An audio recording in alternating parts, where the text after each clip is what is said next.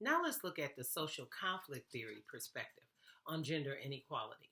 So, needless to say, the conflict theorists would have a lot to say about inequality between men and women because the way they see the world is that it's an arena of inequality. So, they point out something I think I mentioned earlier.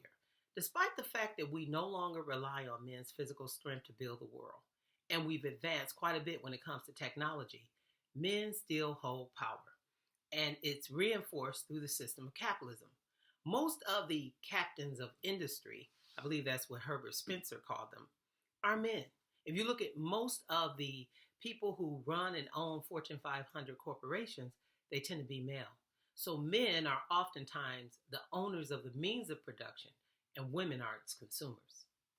So, monogamous marriage, they argue, was created to control the sexuality of women because there's this pressure put on women or an expectation that she be virginal.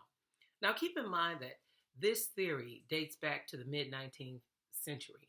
Uh, Frederick Engels, the theoretical partner of Karl Marx, wrote the conflict perspective on the family. So it was at that time when we were more traditional. And it's still that way in some countries, that women are expected to be virgins. So when you expect a woman to be a virgin before she marries, you're in effect controlling her sexuality.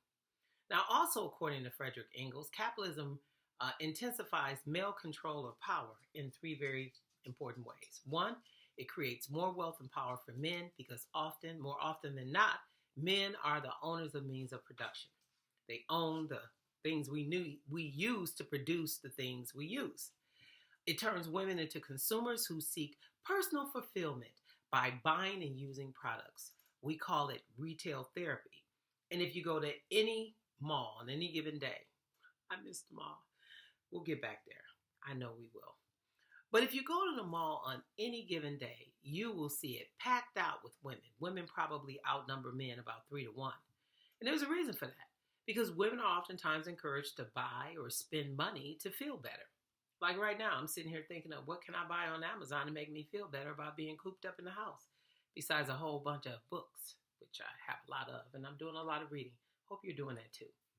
It assigns women to tasks organized around home life. So even if a woman works outside of the home, she's still responsible for the home.